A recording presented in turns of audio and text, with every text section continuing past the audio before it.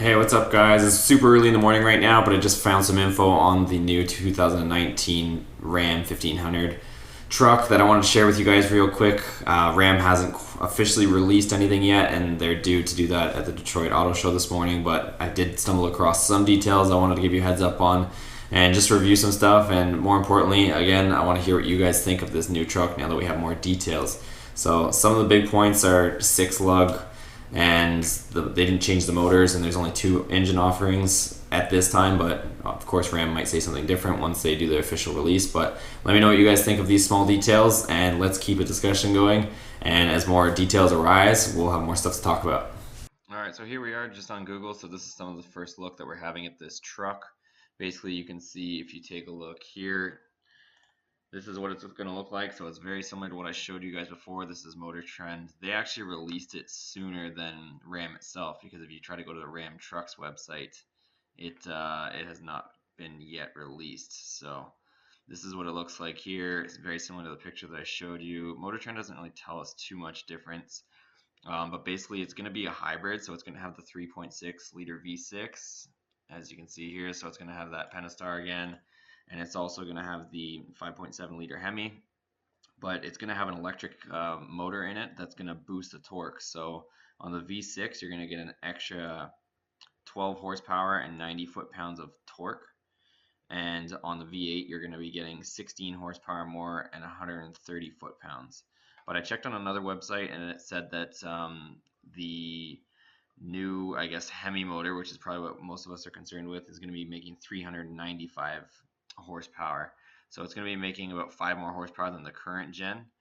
And I think this new Rebel looks pretty cool. So I'll take a look at this here. This is obviously Motor Trend stuff. So you can take a look at the Rebel. This is actually starting to look pretty damn good. So I think this is livable. I mean, some of those other ones where it had the chrome on here looked a little bit strange, but I think this looks pretty good. You can also see they've got some sort of air or grills on the top here. So I'm not sure if I can find you guys another view here, but yeah, this one you can see it. So here's those grills I was mentioning. So I think this thing looks pretty damn good. Let me know what you guys think. Another, I guess, on the outside of the vehicle, one of the biggest changes in the shocker for most people is 6 lugs.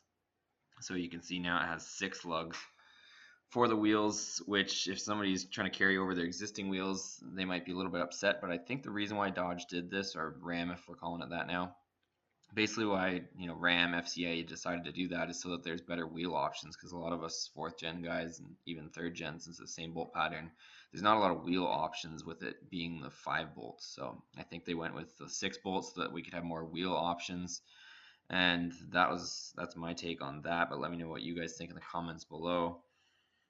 Sticking on the exterior, the hood is aluminum and the taillight's aluminum. They also got rid of the antenna mast that was usually over here, so that's now gone, which is nice. And it has a huge panoramic sunroof now, which is pretty nice too. So it spans almost the length of the hood, or not the hood, but the roof. So it goes in the front seat and the back seat, which is pretty cool. But they also, I guess, reduced the weight of the truck by almost 200 pounds as well. So they did quite a bit of stuff. Some other cool features, and I mean, you guys can read about the whole entire truck, but I just want to touch base on some of the stuff that I found was interesting. So it has air suspension. It actually is going to have a active valence on the bottom here. So basically, it already has active shutters, and that's the same as the 4th gen. But it's gonna, on the bottom here, it's gonna have basically an active portion on the bottom of the bumper that's going to lower to extend to try to make it more fuel efficient. This is pretty interesting here. I read also that they're going to be running coolant lines to the rear diff to try to heat it up quicker, so that you don't have that thick oil. I guess obviously decreasing your fuel mileage and causing more drag. So it's going to heat up the diff, but also in high heat situations, they're claiming it's going to cool the diff, so that if you're towing a lot, that you won't be affected that way. What else can I show you guys? And on the tailgate, the Rebel model, it is going to have basically the Ram logo on the back, like this. And then the rest of them, they still have the Ram head logo in the back, but apparently they redesigned the Ram head logo so it looks slightly different too. So I actually like these taillights illuminated. I think they look pretty good. In the spy photos, they weren't illuminated, so but I don't think they look bad there. And then moving to the interior of the truck, or actually we can stay on the tailgate. The tailgate is actually assisted, so it's going to be electric operated, which is nice, and also it's going to be assisted, so it's not as heavy. So this is, I guess they obviously changed the rear bumper here, we can see too, so that does look slightly different. Let's move into the interior of the truck. So the interior, apparently it's got a little bit more, the wheelbase of the truck is a little bit longer. So what they did was they basically gave you a little bit more in-cab room. They also, for you 4th gen guys, you remember the subwoofer was under here, and then you had those kind of cubby compartments. They did away with all that. Now the subwoofer is back behind these seats. So it still has one, and they switched from Alpine to Harmon Kardon. So if you guys know about Harmon Kardon stereos, that thing's going to be a lot better than the current Alpine system. So it looks like the speakers are actually a lot bigger too. So, and then the dash, if I can find a picture of the dash here for you guys, it basically has a 12-inch monitor now. Oh, here's a redesigned Ram head logo. So I guess they made it a little bit more beefy and changed it a little bit. Here's a layout of the interior. I guess they're just showing you airbags there. Let me see if I can find the interior shot. Here's what the new overhead console is going to look like. So here's our overhead console. It's got a few more buttons, I guess.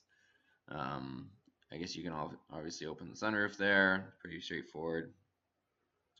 No extra buttons that I see. A few buttons here. I'm not sure what this button might be. Oh, that's for the tailgate. So if you want to open the tailgate, you push it here. And something to do with the door, it looks like.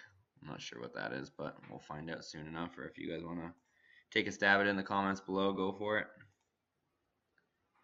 Electrical outlet. Let me jump out of here for a second, guys, because there's some pretty cool stuff I want to show you on this website here. So if we go to this one, basically you can see here's the specs. So 395 horsepower and 410 foot-pounds of torque, so not much different than the current one. But the interior screen, this is what's cool.